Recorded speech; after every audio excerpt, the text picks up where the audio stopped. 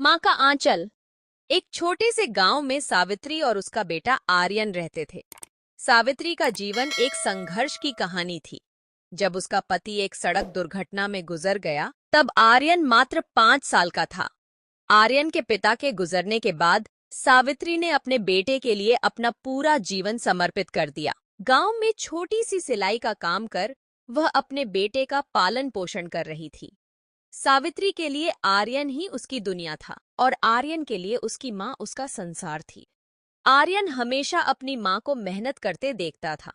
वह जानता था कि उसकी माँ ने उसके लिए कई सपने छोड़ दिए थे, लेकिन वह कभी भी शिकायत नहीं करती थी। माँ की एक ही ख्वाहिश थी कि उसका बेटा पढ़ लिख कर बड़ा आदमी बने और अपनी जिंदगी संवार सके। आर्यन भी यह बात अच्छी तरह जानता था और अपनी पढ़ाई में पूरी लगन और मेहनत से लगा रहता था। गांव के छोटे से स्कूल में पढ़ते हुए भी वह हमेशा अव्वल आता गया, क्योंकि उसे पता था कि उसकी माँ का सपना उसकी कामयाबी से जुड़ा हुआ है।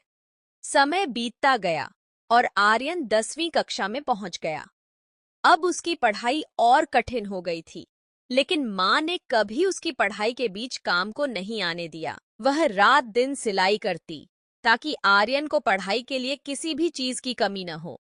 आर्यन जब भी अपनी माँ को इतनी मेहनत करते देखता, उसका दिल भर आता। वह जानता था कि उसकी माँ उसके लिए कितना कुछ कर रही है और वह कभी उसकी उम्मीदों को तोड़ना नहीं चाहता था। लेकिन इसी दौरान सावित्री की तबीयत धीरे धीरे बिगड़ने लगी। उम्र के साथ साथ उसकी सेहत पर असर पड़ने लगा था। हालांकि वह हमेशा आर्यन से अपनी तबीयत की बातें छुपाती रहती। वह नहीं चाहती थी कि आर्यन उसकी वजह से परेशान हो या उसकी पढ़ाई में कोई रुकावट आए। पर आर्यन अपनी माँ की हालत देख चुका था। उसने कई बार माँ से कहा, माँ, आपको डॉक्टर के पास जाना चाहिए, आपकी तबीयत ठीक नहीं लग रही। पर हर बार सावित्री कहती, बेटा, मैं ठीक हूँ, तुझे चिंता करने की जरूरत नहीं। आर्यन का मन माँ की सेहत को लेकर बेचैन था, लेकिन वह अपनी पढ़ाई में भी ध्यान लगाना चाहता था। उसने ठान लिया था कि वह अपनी माँ के लिए कुछ बड़ा करेगा। कुछ समय बाद आर्यन ने 10वीं की परीक्षा दी और अच्छे अंकों से पास किया। गांव में उसकी मेहनत और सफलता की चर्चा हर ओर होने लगी। अब उसे आगे की पढ़ाई के लिए शहर जाना था, क्योंकि गांव में सिर्फ 10वीं तक ही पढ़ाई होती थी। सावित्री ने बेटे की सफलता पर गर्व किया, लेकिन उसकी तबीयत अब और भी ज्यादा खराब होने लगी थी। एक दिन उसने आर्यन से कहा, बेटा, अब तुझे शहर जाकर अपनी पढ़ाई पूरी करनी चाहिए।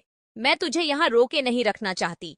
तेरा भविष्य तुझे बुला रहा है। लेकिन आर्यन का दिल माँ की हालत देखकर बैठ जाता। उसने माँ से कहा, माँ, मैं आपका साथ छोड़कर कहीं नहीं जा सकता। जब तक आपकी तबीयत ठीक नहीं हो जाती, मैं शहर नहीं जाऊंगा। सावित्री ने बहुत समझाया, लेकिन आर्यन अड़ा रहा। उसने गांव में ही रहने का फैसला कर लिया और अपनी माँ के साथ काम करने लगा। दिन बीतते गए और आर्यन ने सिलाई के काम में माँ का हाथ बटाना शुरू कर दिया। वह दिन भर काम करता और रात में माँ की देखभाल करता। आर्यन की सेवा और प्यार ने माँ की सेहत में सुधार लाना शुरू कर दिया। धीरे धीरे सावित्री की तबीयत सुधरने लगी। उसने आर्यन से कहा, बेटा, अब मैं ठीक हूँ, तुझे शहर जाकर अपनी पढ़ाई पूरी करनी चाहिए। आर्यन ने माँ की आंखों में झांका और कहा, माँ, मेरे लिए आपकी सेहत से बढ़कर कुछ नहीं है। मैं आपकी सेवा के लिए हमेशा यहीं रहूंगा। लेकिन सावित्री ने उसे समझाया, बेटा, तेरे सपने पूरे होने चाहिए। मैंने तुझे कभी रुकने नहीं दिया। फिर आज क्यों तुझे रोकूं? तू मेरी सबसे बड़ी खुशी है और मुझे तुझे सफल होते देखना है। माँ की बातों ने आर्यन को प्रेरित किया और उसने अपनी माँ के आशीर्वाद से शहर जाकर दाखिला ले लिया। शहर में भी वह अपनी पढ़ाई में पूरी मेहनत से जुटा रहा। हर महीने वह अपनी माँ को चिट्ठी लिखता और सावित्री उसकी चिट्ठियां पढ़कर गर्व महसूस करती। 3 साल बाद आर्यन ने कॉलेज की पढ़ाई पूरी कर ली और उसे एक बड़ी कंपनी में नौकरी मिल गई।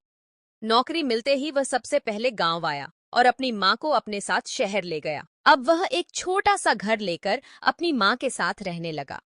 सावित्री के लिए यह सबसे बड़ी खुशी का पल था। उसका बेटा अब कामयाब हो चुका था और उसकी मेहनत रंग लाई थी। आर्यन ने अपनी माँ को शहर में वह सारी खुशियां दी जिनकी उसने कभी कल्पना भी नहीं की थी।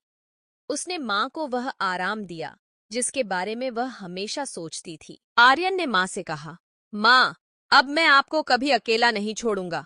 आपने मेरे लिए जो कुर्बानियां दी हैं, उनका कर्ज मैं कभी नहीं चुका सकता। सावित्री ने मुस्कुराते हुए कहा, बेटा, तेरी खुशी ही मेरी सबसे बड़ी खुशी है। तू ही मेरी दुनिया है और मुझे तुझसे ज्यादा कुछ नहीं चाहिए। माँ बेटे के बीच यह प्यार और समर्पण हर रिश्ते की मिसाल बन गया। शिक्षा। इस कहानी से यह सीख मिलती है कि माँ बाप के लिए उनकी संतान ही उनकी सबसे बड़ी खुशी होती है। जीवन में कितनी भी कठिनाइयां क्यों न आएं, अगर हमारे पास अपनों का साथ हो और हम उनके सपनों का सम्मान करें, तो कामयाबी हमें खुद ही मिलती है। आर्यन की तरह हमें भी अपने कर्तव्यों को निभाना चाहिए और उन लोगों को कभी नहीं भूलना चाहिए जिन्होंने हमें जीवन के हर मोड़ पर संभाला है। धन्यवाद।